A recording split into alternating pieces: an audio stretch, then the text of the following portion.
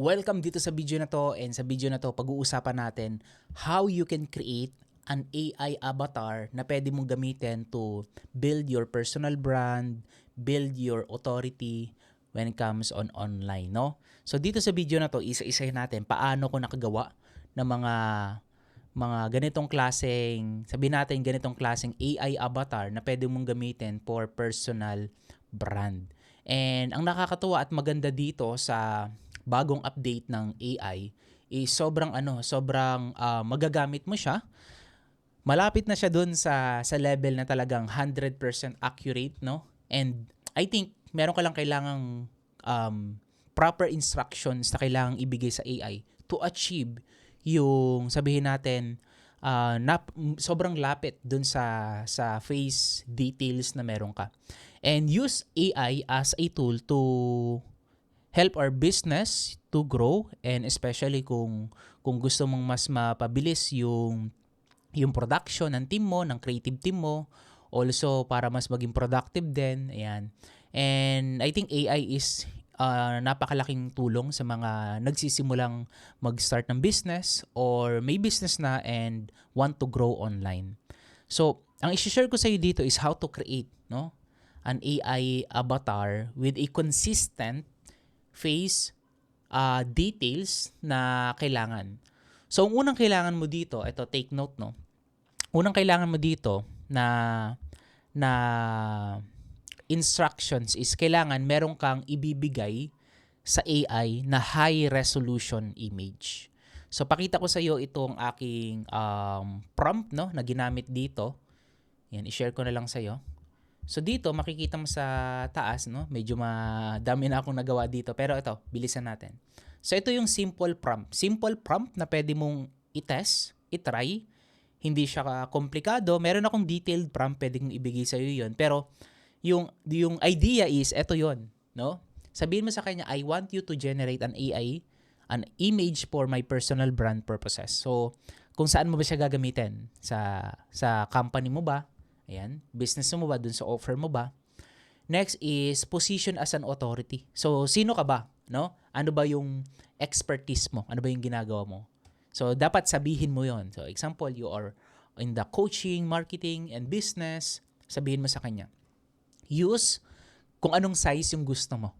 Ayan, meron din kasing different size like 16 by 9, 9 by 16, 1 by 1. So, sa akin, 4 by 3.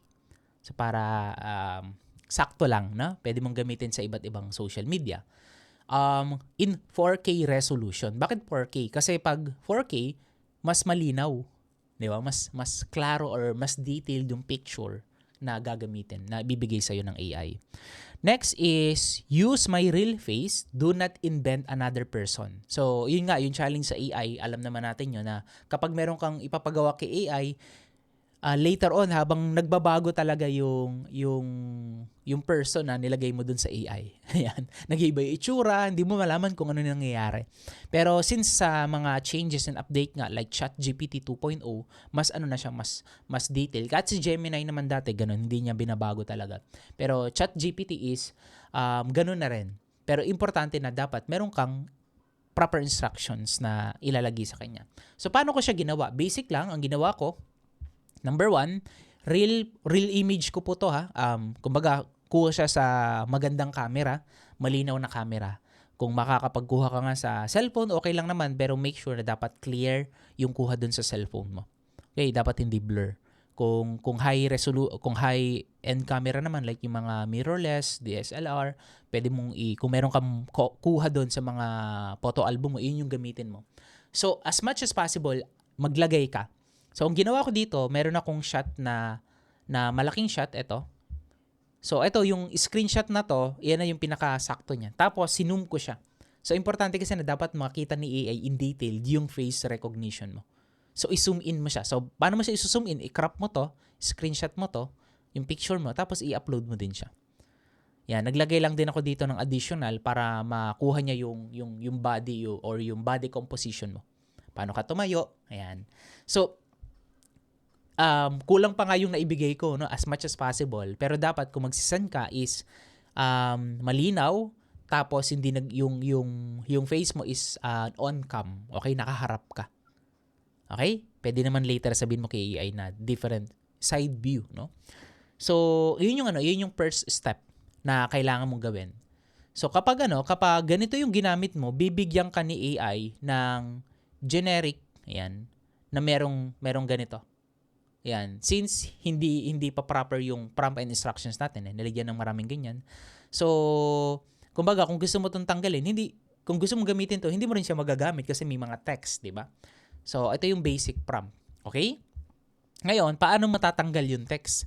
Sa AI, pwede mo siyang sabihin na remove all the text details on image while keeping my real face except the mug text. Keep it up. Okay? So, kumbaga inutusan mo lang siya. So, ang ginawa niya, tinanggal na niya yung mga text. Ayan. So, generate different view. Make it unique. Use my real face. Do not invent another person. Ganun ulit. Ayan. Nakita mo?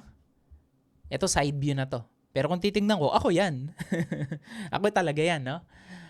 So, ngayon, meron pa akong ibibigay sa'yo na isang, sabihin natin, isang prompt, no? Kumbaga, bonus na lang to. Bigyan kita ng prompt na pwede mong gamitin, sabihin natin, pwede mong i-edit, pwede mo siyang palit-palitan. So, ito yung ginawa ko. So, let me share. Send ko na lang dito sa kabilang monitor para makita mo. And saan mo siya gagamitin, no? So, ayan. Ikaw naman yung bahala kung saan mo siya gagamitin. Pero basically, magagamit mo siya for personal branding. Ayan. So again, let me share my screen. Okay. So as you can see here, no? Ano lang siya, sobrang plain lang siya. Wala kang text na makikita, walang brand and so on. Pero still, klaro pa rin. So isusum ko ha. Ayan, zoom ko. Ayan, kung makikita mo itong nakapost online, masasabi mo ba na si Coach J ito or hindi? Kumbaga merong pagkakakilanlan or merong brand recognition. Ayan. So paano ko siya ginawa? Ayan. So bonus to. So ginawa ko siya, eto, screenshot mo na lang siguro itong prompt na to kung makakapag-screenshot ka, no? Or sa comment section, i-type mo lang yung prompt please para i-message ko na lang dun sa comment mo. Sa comment section, na. So as you can see here, unang instructions, same, upload a clear photo of yourself, front-facing or high-quality portrait, and use this upgraded prompt. So ito, upgraded prompt na to. So create a premium personal branding portrait. Nakita mo? Ang ibig sabihin ng portrait, ito nakita mo yung tawag dito sa photograph is yung bokeh. Okay? Ibig sabihin yung bokeh niya is nagbi-blur. Ayan, yung tawag doon, no? Ayan. Grabe. Hindi mo to ma-achieve kung gamit yung cellphone or kahit iPhone pa or kung ano man yung ano mo. Sobrang hirap nitong ma-achieve yung ganitong shot sa mga smartphone camera. Pero sa mga professional camera, kayang ma-achieve to. Tapos proper lighting. Ayan, makikita mo dito yung lighting niya. So, softbox ang gamit dyan. Ganda ng aesthetic niya.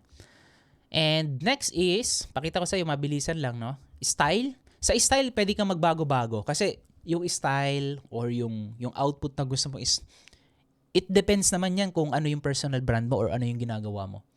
So, dapat align, no? Ayan, professional, confident. Ayan. Pwede mo pang palitan yan. Cinematic, strong posture, background, ayan. Clean, composition. Kumbaga, not exactly ito yung prompt. Kaya sabi ko gustong magkaroon ka ng context, then bigyan mo siya. Okay? Ng proper context. So, aspect ratio, 4:3. Pwede mong ipalitan to. Resolution, 4K. Extremely detailed. Professional commercial photography style. Nakita mo to? Kaya yun yung results niya. Maintain exact lightness of my real face.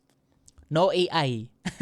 Ito, gumagamit tayo ng AI but still, inuutusan mo si AI na wag gumamit ng AI. Ayan. No AI-generated facial changes. No extra accessories unless natural fitting and executive branding. So dito, para later on ka na lang maglagay, watches, kung ano mo gusto mong ilagay. Ayan. So here we go.